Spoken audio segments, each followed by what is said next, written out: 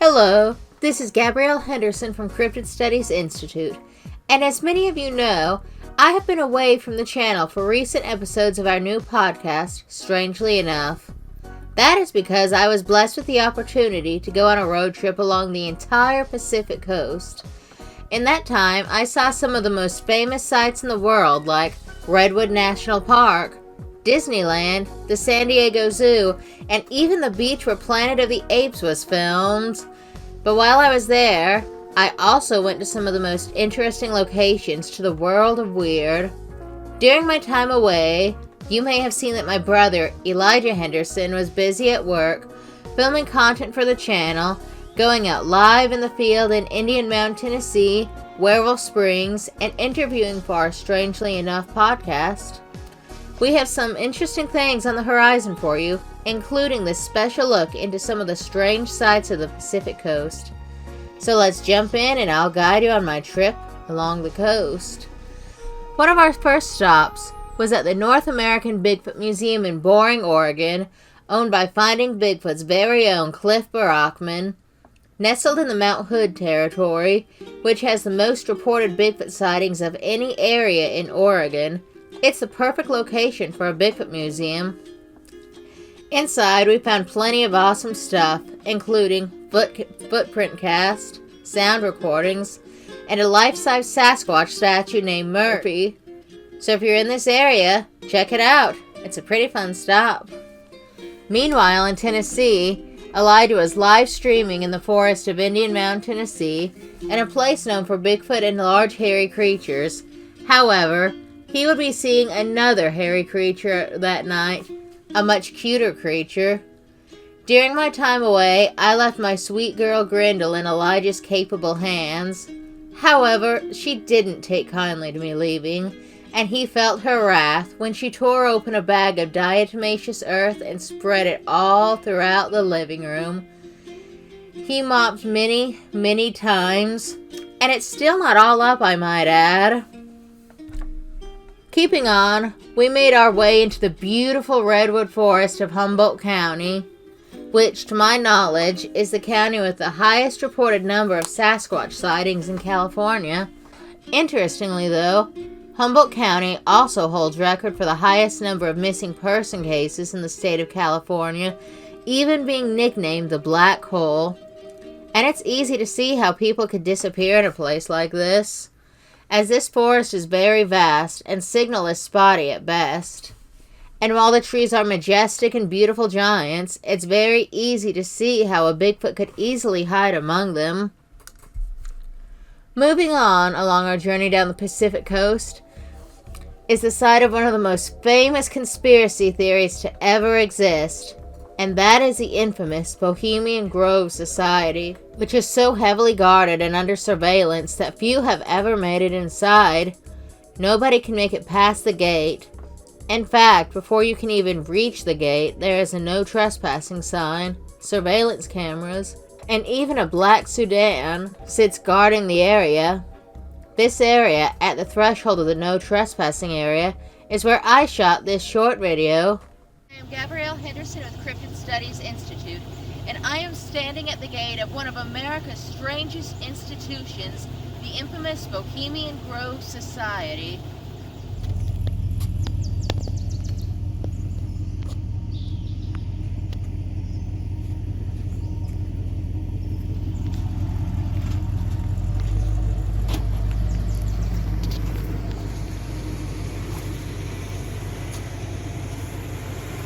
Look, there's all the surveillance cars.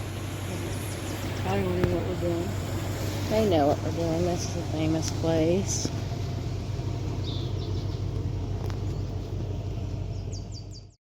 While we were in the area, a white van slowly drove across the bridge and glared at us as we were in the area, and seemed very unhappy that we were there.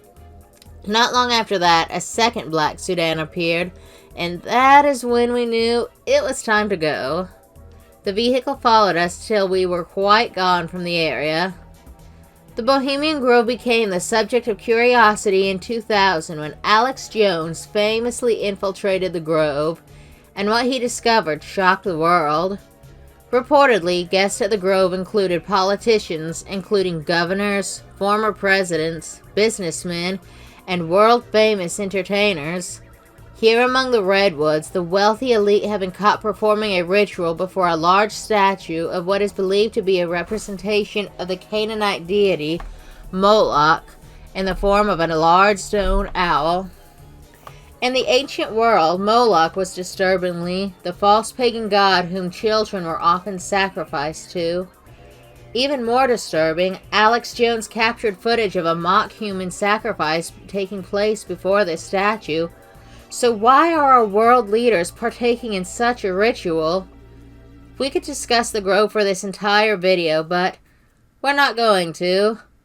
And I haven't said anything that you can't find already on YouTube. This is no new information, merely the basic and well-known information surrounding the location.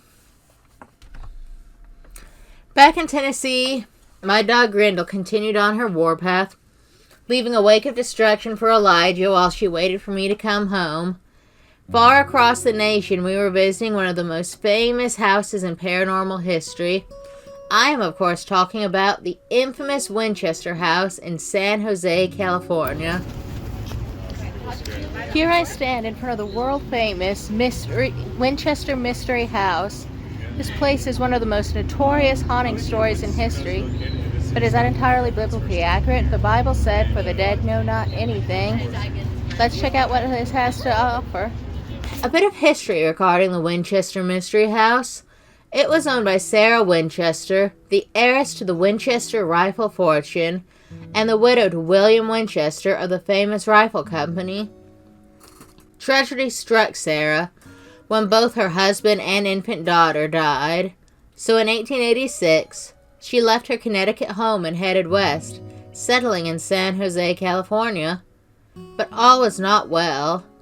There was something strange about Sarah and her new home. Reports say that she kept construction going on in her home 24 hours a day, 7 days a week for the next 38 years until her death in 1922, ultimately leaving her plans for her home unfinished. And the design features were often bizarre, including staircases that led to nowhere, doors that opened to just air or to large drop-offs, doors that open to walls, spider web motif, and the number 13. But the strangest thing of all is the legend of why Sarah chose to continuously build onto her home. While it has never been proven or disproven, legend persists that upon the death of her family, Sarah went to a medium who told her that she was haunted by the ghost of every person who had ever been killed by a Winchester rifle, and that she would continue to be, unless she built a home with enough space to accommodate every spirit. Now, whether or not this legend is true, we will never know. But we do know that if this story is true, that it most certainly wasn't messages from spirits of the dead. The Bible tells us in Ecclesiastes 9:5, "For the living know that they shall die, but the dead know not anything. Neither have they any more a reward, for the memory of them is forgotten." It also tells us in Job 7:9 and 10, "As a cloud consumed and vanisheth away, so he that goeth down to the grave shall come up no more. He shall return no more to his house, neither shall his place know him any more." And finally in Job 14:14 through 21, "If a man die, shall he live again? All of the days of my appointed time will I wait, till my change come. His sons come to honor, and he knoweth it not. And they are brought low, but he perceiveth not of them." So, being as how the Bible is the authority in all things, this tells us that it certainly wasn't the spirits of the dead contacting Sarah. But, if the story is true, it was surely spirits of devils working miracles, as Revelation 16:14 describes. We are told in Ephesians 6:12, "For we do not wrestle against flesh and blood, but against principalities, which are demonic beings, and against spiritual hosts of wickedness in the heavenly places." But having said this, we should not be taught to mean that we will not see our dead loved ones again. Paul tells us in 1 Thessalonians 14:13 and in 16 through 18, But I do not want you to be ignorant, brethren, concerning those who have fallen asleep, lest you sorrow as others who have no hope. For the Lord himself will descend from heaven with a shout, with the voice of an archangel, and with the trumpet of God. And the dead in Christ will rise first. Then we who are alive and remain shall be caught up together with them in the clouds to meet the Lord in the air. And thus we shall always be with the Lord. Comfort one another with these words. I believe that day is coming very soon, O friends. On the way out of the city, which was a miserable and blisteringly hot car ride, by the way, traffic moved slowly. The car's air conditioner was unusable at the time. It was miserable, y'all. I do want to add, though, that we were lucky enough to see the beautiful Mount Shasta off in the distance as we drove along the highway. The area is gorgeous, and there was quite a bit of variety for those coming to the area. There are glaciers, waterfalls, and even hot springs there in the mountains. We, of course, weren't fortunate enough to see them because we just got to see boring interstate stuff, but I assume that we would have got to see a bunch of really cool stuff had we actually gone off in that direction. Anyway, I'm getting off topic here, guys. For years, however, Mount Shasta has had the reputation of high strangeness and has allegedly been home to UFO sightings, Bigfoot encounters, and even a supposed ascended being. Mount Shasta draws in around 26,000 visitors every year, and I'm sure that most of them know very little about the peculiar history surrounding the mountain. People of the Modoc tribe at one time believed the mountain was home of the Mata Kagmi, which was their terminology for Bigfoot. Back in June of 2021, a black 9-foot-tall figure was spotted chasing a small animal somewhere along the mountain. This report was filled by a family that was camping nearby, and this sighting was described as extremely frightening. UFOs have been reported as recent as August of 2021, and this area is also unusual for its reports of underground activity. Some believe that reptilians, as they are called, inhabit an underground base of some sort. Some have also pointed at fingers at this area and claim that somewhere in the mountains is a base where mind control experiments have taken place. Whether that is true or false, I have no clue. The mountain is a hotbed for cryptozoological, paranormal, and conspiracy theories, but perhaps none of these are more peculiar than claims that were made by British prospector J.C. Brown, who stated that he discovered a lost underground civilization under Mount Shasta. This took place in 1904, and it was said that he ran across a cave that sloped deep underground for 11 miles. Further down the slope, he found an underground village filled with gold, shields, and even mummies that were measured to be up to 10 feet tall. However, 30 years later, when he arranged for an expedition to return to the cave, he mysteriously did not show up, and he was never heard from again following this. Perhaps he made up the story, but who can say? One other story that cannot be without mention is the alleged sighting of the Comte de Saint-Germain. Historically, the Count Saint-Germain was an alchemist and an adventurer who was said to have possessed the elixir of life and was nigh immortal. Historically, we know the man existed. He is in the historical records of France, and he would have been at least 100 years old. During that entire time, he never looked a day over 40 or 45. According to Guy Ballard, he encountered the old Count somewhere along the mountain range, who shared certain occult teaching with Guy Ballard. It was because of this encounter that Guy started the I Am movement. In this modern era, the Count is still allegedly seen, but has become somehow deified, more than likely because of Guy Ballard and Helena Blavatsky of the Theosophist. This encounter is probably nothing more than fallen angel or demonic spirit appearing in the form of a man to give people a deeper fascination with the occult and the supernatural. We know from Revelation 16:14 that they are the spirits of devils, working miracles, which go forth unto the kings of the earth and to the whole world. Heck, we know evil spirits appeared in the form of man in the Old Testament when King Saul sought inquiry from the necromancer, the witch of Endor. The spirit she conjured up was even perceived to be Samuel the prophet, as it states, but we know that it was not Samuel. My brother Elijah talks about the Comte de Saint-Germain a lot. He's like a chatty Cathy doll about it. Once he starts talking about it, he does not shut up. You'll probably hear him talking about it again at some point. Moving on. On the trip going back, we actually drove through Monterey, California, and while we didn't have time to stop at the beach, I thought I would share a pretty cool story from the area that will be fascinating to those interested in tales of sea monsters. In 1925, 2 miles north of Santa Cruz, on Natural Bridges State Beach in Monterey Bay, California, a strange creature washed ashore. The neck of the creature was described as being 20 feet long. It had a huge head, around the size of a person, bearing a small set of eyes and a duck-like beak. Some observers believed it to be some species of whale, while others proclaimed that it was a plesiosaurus, or some type of sea serpent. Even E.L. Wallace, who is the president of the Natural History Society of British Columbia, stated that he would call it a type of plesiosaurus. The head of the monster was removed and the skull was archived at the California Academy of Sciences. Scientists at the Academy finally concluded it was a rare type of beaked whale. With the lack of teeth, the 20-foot neck, and the bluntness of the beak, and the placement of the eyes, it certainly seems to be a stretch to say that it is a whale, especially if you ask yourself, when was the last time you've seen a neck on a whale? Anyway, if you would like more information on this story, you can consult Randall Reinstead's 1975 book entitled Shipwrecks and Sea Monsters.